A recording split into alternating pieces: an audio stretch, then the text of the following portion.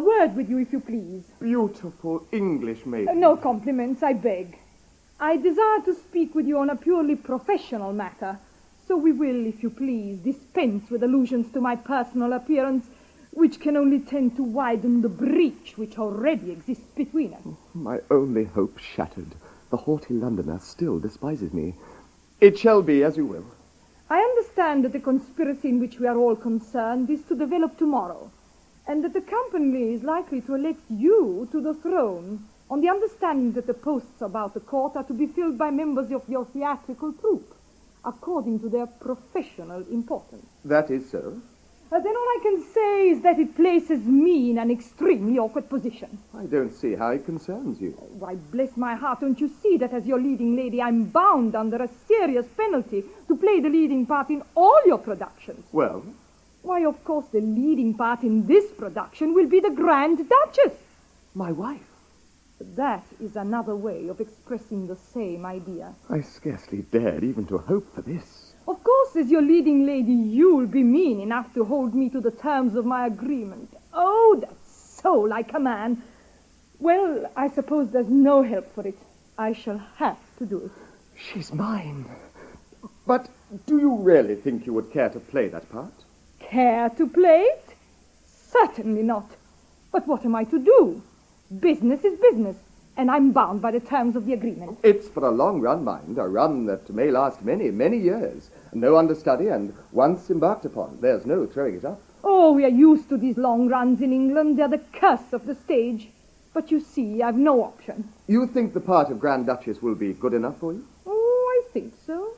It's a very good part in Gerolstein, and oughtn't to be a bad one in Pfennig Halbpfennig. Why? What did you suppose I was going to play? But considering your strong personal dislike to me and your persistent rejection of my repeated offers, won't you find it difficult to throw yourself into the part with all the impassioned enthusiasm that the character seems to demand? Remember, it's a strongly emotional part, involving long and repeated scenes of rapture, tenderness, adoration, devotion, all in luxuriant excess, and all of a most demonstrative description. My good sir, throughout my career I have made it a rule never to allow private feeling to interfere with my professional duties. You may be quite sure that, however distasteful the part may be, if I undertake it, I shall consider myself professionally bound to throw myself into it with all the ardor at my command. I'm the happiest fellow alive. Now, would you have any objection to give me some idea, if it's only a mere sketch, as to how you would play it? It would be really interesting to me to know your conception of the part of my wife. How I would play it? Now, let me see. Let me see. Ah, I have it.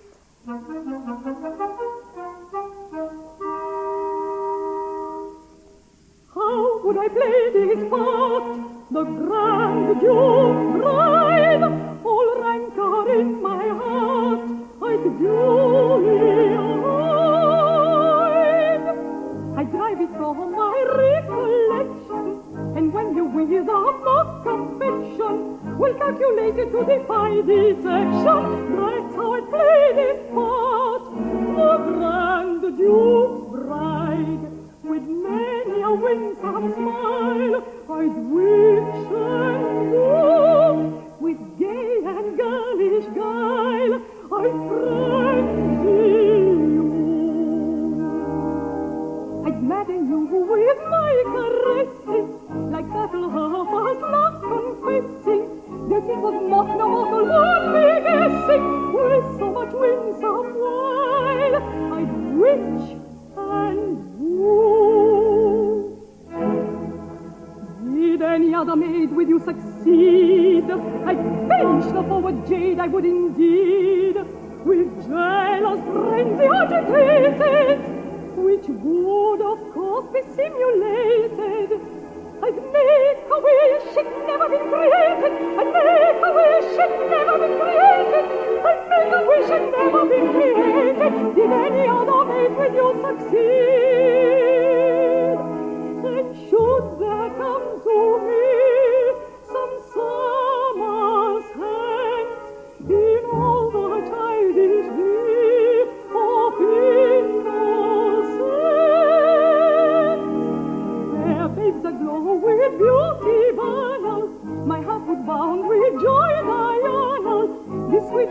sympathy heart honor, why that would also be a mystery sense.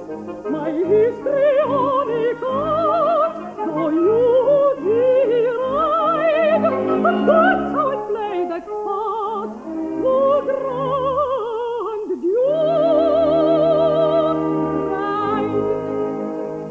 For joy in the blowing and hot on the rise of the curtain, as throw themselves into their path, success is more certain. More you're prepared to end up, with the delicate tongue and things I do. Remember the heaven above my vow shall be my grand duchess. Is the road you're prepared to end up, with the delicate tongue.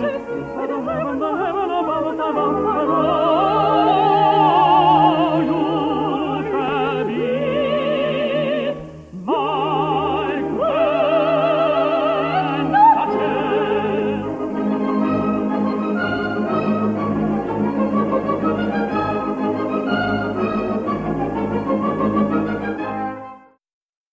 Everybody has gone and we're happily and comfortably married. I want to have a few words with my newborn husband. Yes, I expect you'll often have a few words with your newborn husband. Well, what is it? Why, I've been thinking that as you and I have to play our parts for life, it is most essential that we should come to a definite understanding as to how they shall be rendered. Now, I've been considering how I can make the most of the Grand Duchess. Have you? Well, if you'll take my advice, you'll make a very fine part of it. Why, that's quite my idea. I shouldn't make it one of your hoity-toity vixenish viragos. Oh, you think not? Oh, no, I am quite clear about that. I should make her a tender, gentle, submissive, affectionate, but not too affectionate, child wife, timidly anxious to coil herself into her husband's heart, but kept in check by an awestruck reverence for his exalted intellectual qualities and his majestic personal appearance. Oh, is that your idea of a good part? Oh, yes, a wife who regards her husband's slightest wish as an inflexible law, and who ventures but rarely into his august presence unless, which would happen seldom, he should summon her to appear before him. A crushed, despairing Violette, whose blighted existence would culminate all too soon in a lonely and pathetic death scene. A fine part, my dear. Yes, there's a good deal to be said for your view of it. Now, there are some actresses whom it would fit like a glove. I wish I'd married one of them. But, you see, I must consider my temperament. For instance, my temperament... Now, Julia, come, consider it from this dainty point of view. A timid, tender, feminine gender prompts to coyly coo, yet silent seeking, seldom speaking, till she's spoken to. Oh, comfy, cozy, rosy, posy, innocent ingenue. The part you're suited to give the deuce her due. A sweet old Jiminy, miminy, piminy, innocent ingenue. I'm much obliged to you, I don't think that would do. A sweet old Jiminy, miminy, piminy, innocent ingenue. You forget my special magic in a high dramatic sense, lies in situations tragic undeniably intense. As I've justified promotion in the histrionica, I submit to you my notion of a first-rate part. Well, let us see your notion of a first-rate part. I have a rival. Frenzy thrilled, I find you both together. My heart stands still, with horror chilled, hard as the millstone nether. Then soft and slimy, snaky, crawly, creepy, wheelie, quaky, I track her on her homeward way as panther tracks her fated prey. I fly at her soft white throat with a lily-white laughing leman. On her agonized gaze I gloat with the glee of a dancing demon. My rival she, I have no doubt of her, so I hold on till the breath is out of her, till the breath is out of her. And then remorse, oh cold and pleasant cause.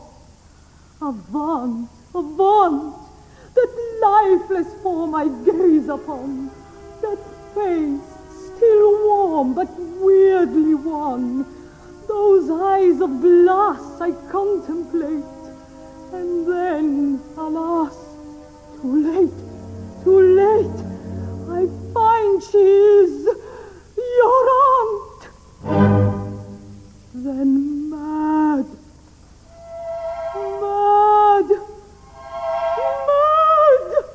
with fancies wild, chimerical, now sorrowful, silent, sad, now hullabaloo hysterical. But whether I'm sad or whether I'm glad, mad.